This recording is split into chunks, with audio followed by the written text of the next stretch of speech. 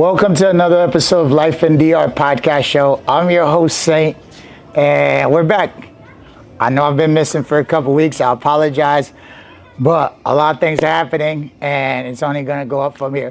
We're in beautiful Las Terrenas, Life in DR, baby. So today I'm honored and privileged to be have a special guest, my good friend Melina. Melina here at Life in DR. We always have a drink. Cheers, and as Julio said, Pikachu. Pikachu, thank you. Thank you for having me. Of course. Well, if you're in Las Terrenas, you need to know this young lady. She do a lot of things, good peoples. But first, I'll give her a little background. She's Canadian, and we're gonna find out why is DR. But at the end of the day, give folks a little bit about yourself. Well, my name is Melina Medeiros. I just turned 34. Woo! Happy birthday! And DR has always been a country that has been really interesting and attractive. It's okay. Anyways, it's always been a country that I've been attracted to. There you go. There you go. And therefore, I decided like almost 8 years ago to come here, and I started by volunteering, stayed 3 months, then through volunteering, got a job as a teacher in Las Terrenas, and that's how I moved here because I started in Samaná. And then every year I just wanted to come back. Initially I wanted to learn Spanish. I'm also into dancing, so dancing here is really fun, and there's a lot of options to progress and dance. But speaking of that, sorry to interrupt, like you say, but why? Why not Brazil? Why not Bahamas? Why not Jamaica? Why the Dominican Republic? And specifically, I know why Las Terrenas, because I love it here, but why Dominican Republic and not another island? Honestly, initially it was for the Spanish. I wanted to learn Spanish. So I said, well, I was hesitating in between Jamaica and the Dominican. And I said, well, even though I love Jamaica, I said, I'm not going to learn anything that's going to actually be useful for me. So, and I said, well, why not combine fun with practical? So I said, I'll learn Spanish and I'll get better at dancing. So I came here. And now you do all types of dancing. Yeah. You're always promoting events and things like that. So for you, our audience is people that's somewhere that's thinking about coming here, not even coming for a vacation, like they thinking about moving to a different country, living abroad. Specifically, for you again, like dancing, all these things. What are all the things you do here in beautiful Las Terrenas? Well, I am very busy. I like keeping busy. So apart from dancing, I do teach. So I also teach languages, English and French. So that's something that's very important here. People are actually looking for teachers. Nice. And knowing multiple languages is a good thing when you move here. Because whether it's businesses, whether it's in dancing, in whatever area you're interested in working in, or just even leisure-wise, if you speak multiple languages here, you're on the top. Yeah, you have a great value. Yeah, it's a great value. You're good. So I obviously dance, but I also work online. I do translations, and I keep busy. I also am helping out while I'm a coordinator assistant for a dancing group by Bolivar, which is Simon Bolivar, which started actually animation center, started the dancing here in Las Terrenas back when I wasn't even here. I was here. I wasn't even here. Well, I was here. here. So not the beginning, but before I met her, I already saw it in 2018. There you go. It was barely, there was a club called One Love and another one. There was a Nuevo Mundo. Yeah, these tiny little huts.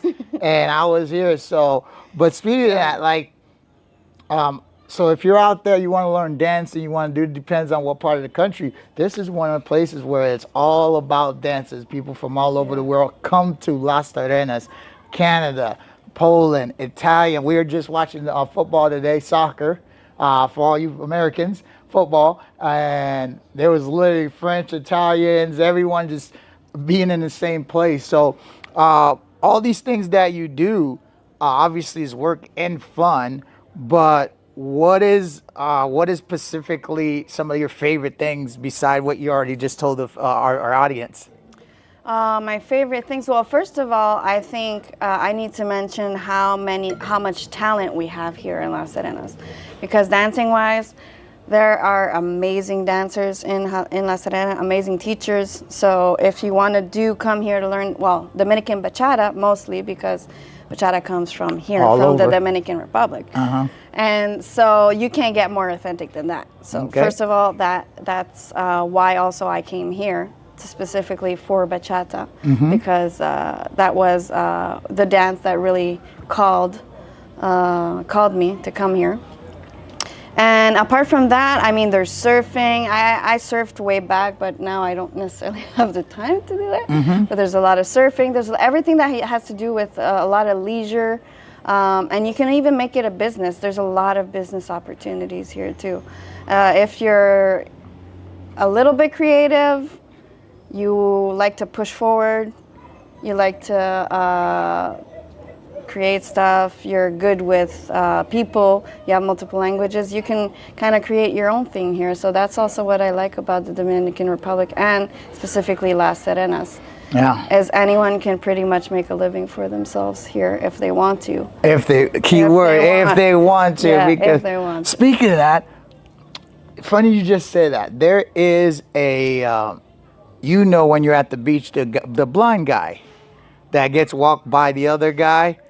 I saw him today. Yeah.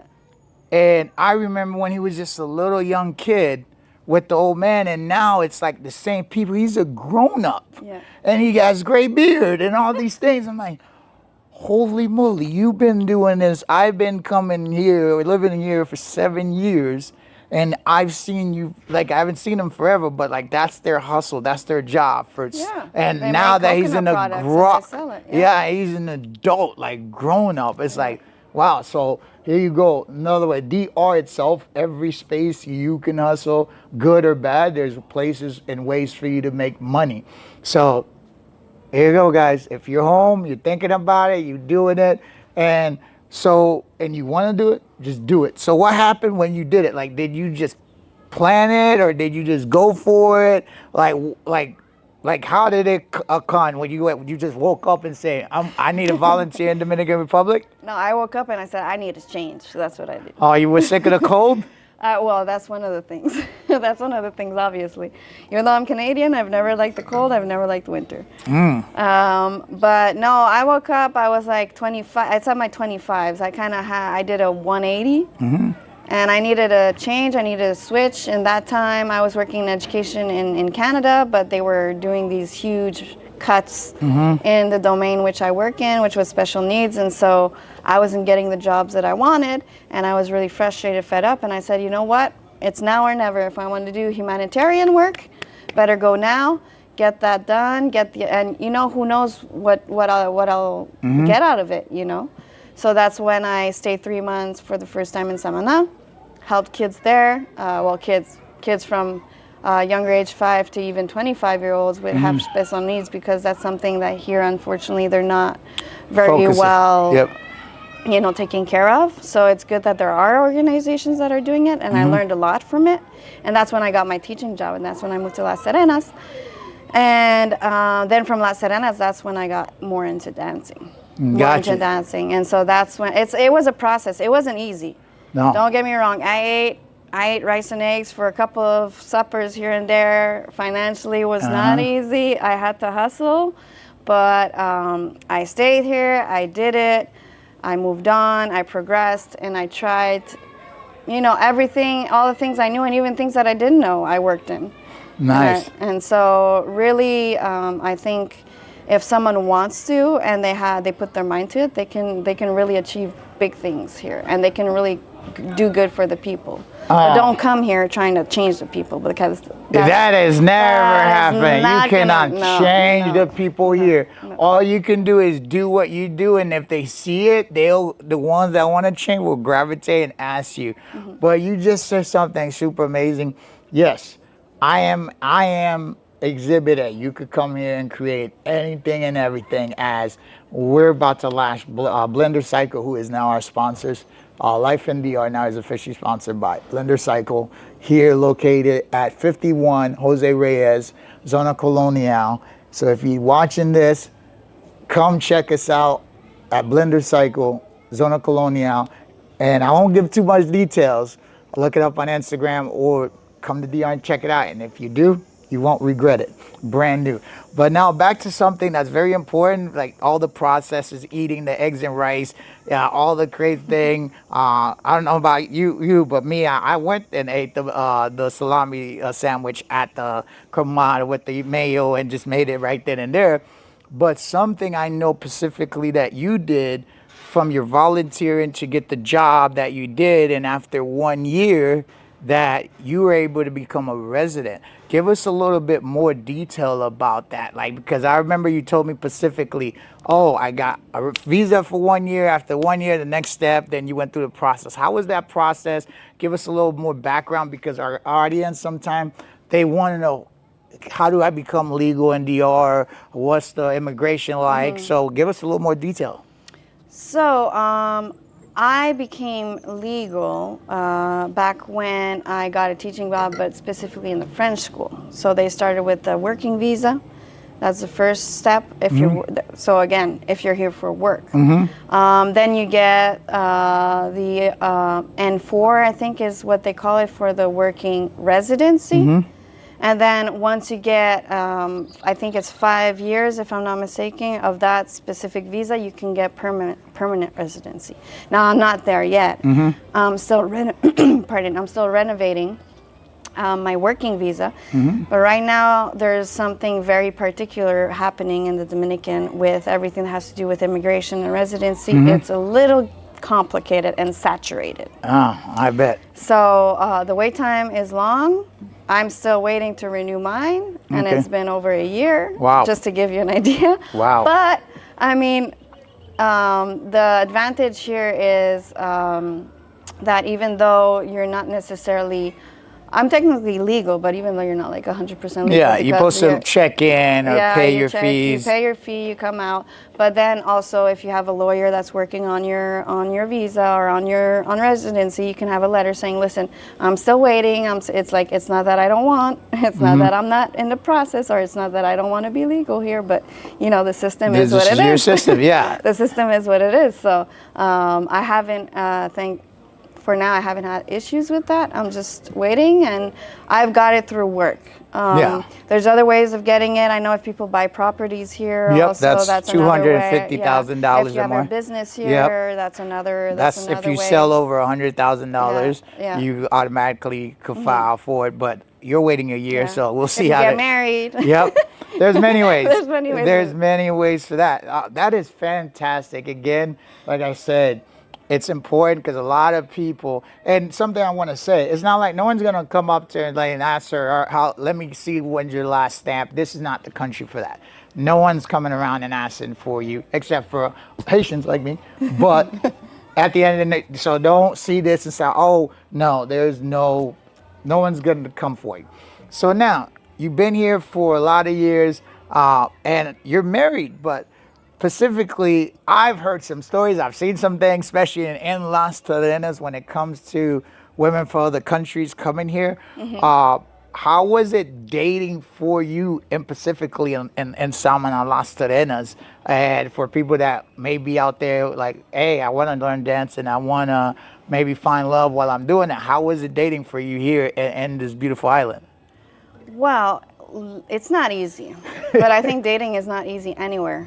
It's not easy in Canada. It's not easy anywhere you travel, anywhere you go. Now here we're on an island, and we're a Latin area. We're an island of temptation. Oh yeah. So say it how it is. Obviously, when you're in dancing, also there's that chemistry going on the dance floor and stuff. But do be careful, because I do not like people saying, oh, well, if you're in dancing, it's like sex and dance go together. No, not necessarily. You can have really strong chemistry with a dancer or with someone you're dancing with, and just have zero attraction in wanting anything with that person.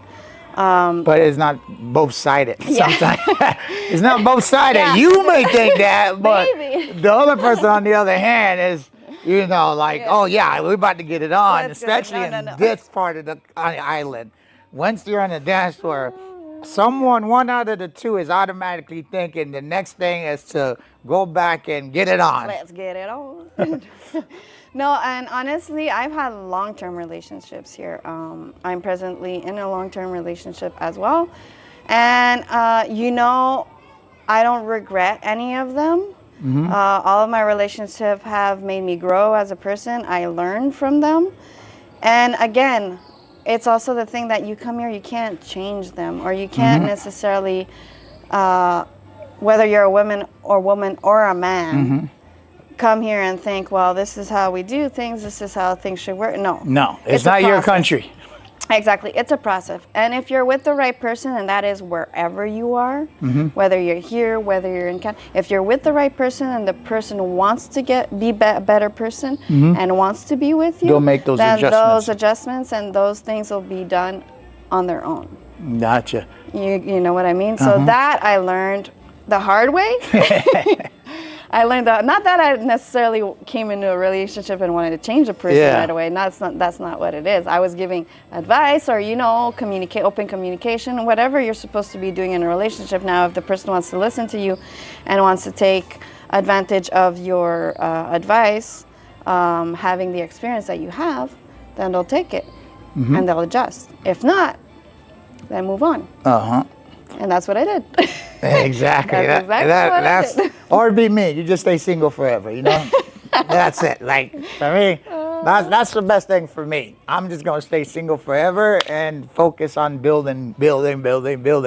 Now, 8 years, living here, busy, all these things going on. Give me something. Obviously, I kind of have a feeling, but give me something that you like. Speaking of change, that you're like, man, I wish, not a person, but like something I can change about Dominican Republic that I know it would make life so much easier for everything else that runs smoothly. Ooh, that's a tough one.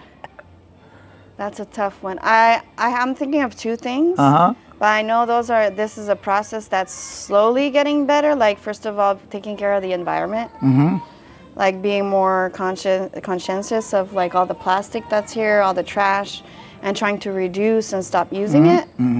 Because they were way better back, like we're talking 20, 25 years ago. They were barely using any styrofoam, any plastic. They were using glass bottles. None of these houses were here and all these things. It was a house here, a house way down there. Your neighbor was like 80 miles, and in the city, it still wasn't full of everyone else. It was them. In certain barrios, of course, it was still filthy, but everywhere else, like, people had that respect or No, I mean, they would even take their what they call their little cantina here and get their food, So there wasn't those big containers, those containers of the size styrofoam and stuff. They weren't using that. Everyone had that's their true. thing, and they were bringing it. And I mean, that's still possible to do it now. Yeah, there's more people, but if slowly, they start changing that, because unfortunately they don't. On an island, you can't have a big recycling program or a company doing. No, on an island, you have to know that you have to reduce your consumption. So by doing that, already, like, if there's I know there's certain places that decide to go with cardboard packaging, which is good because it's biodegradable and stuff like that. So some businesses, some restaurants are a bit more conscientious with the environment, are a bit more careful. But I mean, this island is, look at the view, look at like the nature and stuff. And it's being I'll drink to that. Cheers.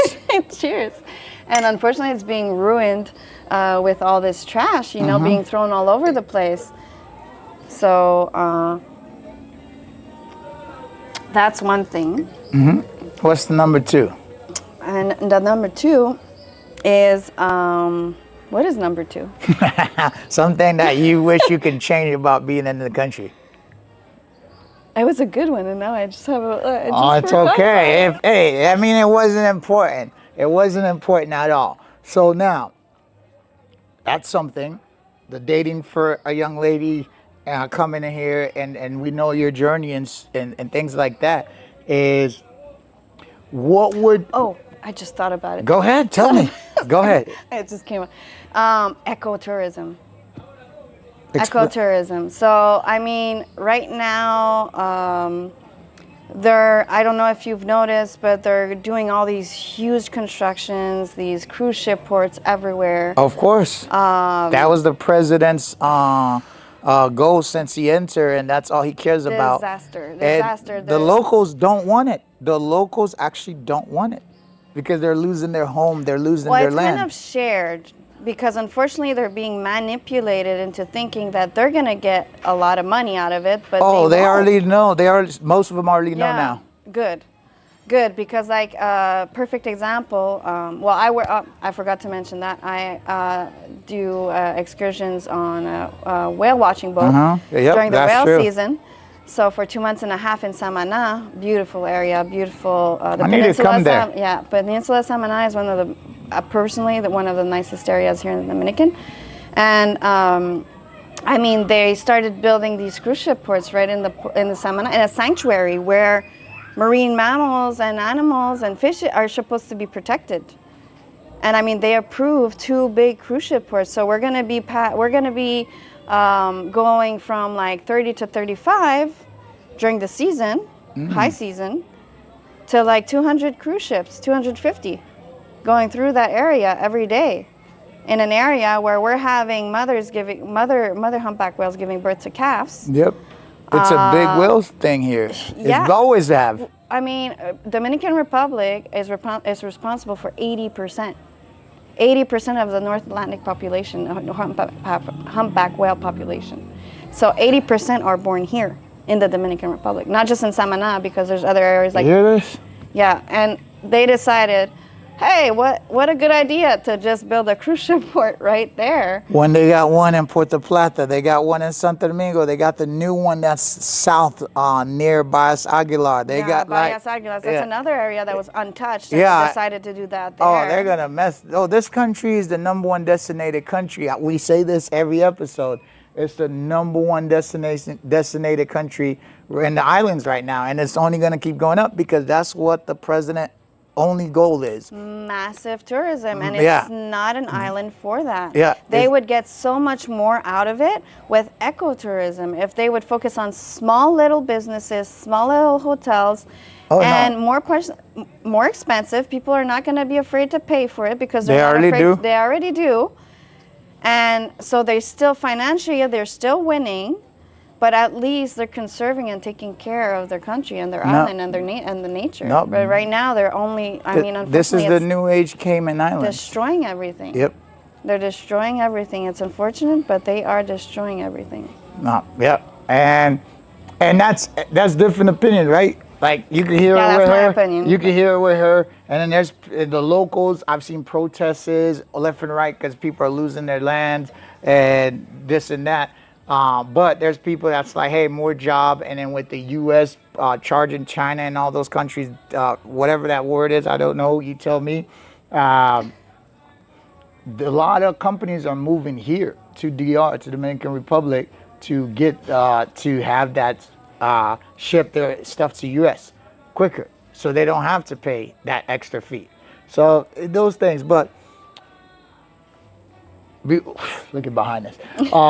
What I was gonna say is, what is something you want a young lady from Canada or Germany or Switzerland, wherever they're at, that they're like, I need that change, like you needed that change. They're like, I need that change. What is something you want them to know if they decide to move to Dominican Republic? Don't be afraid. Just adapt, just go with the flow, and just trust yourself. Just trust yourself, because it's not an easy process. I've been through a lot, not always good. It's been up and downs, it's been positives, it's been negatives, but trust yourself and trust the process. Trust that your place is here. I feel my place is here right now, and I'm still here, regardless of what has happened. So. And she is, and she's still kicking. And happy birthday to us. Yes. Happy birthday to us. Birthday. Cheers. And guys, thank you again for tuning in another episode. As you can see, the view is beautiful. It's getting a little dark. And I wore a white shirt purposely so you can see me beside just my teeth. Thank you for tuning in another episode of Life in DR podcast show. As always, I am your host, Saint. Anything you can do is possible. Exhibit A, Exhibit 2. And as always, I love you guys. I am because we are.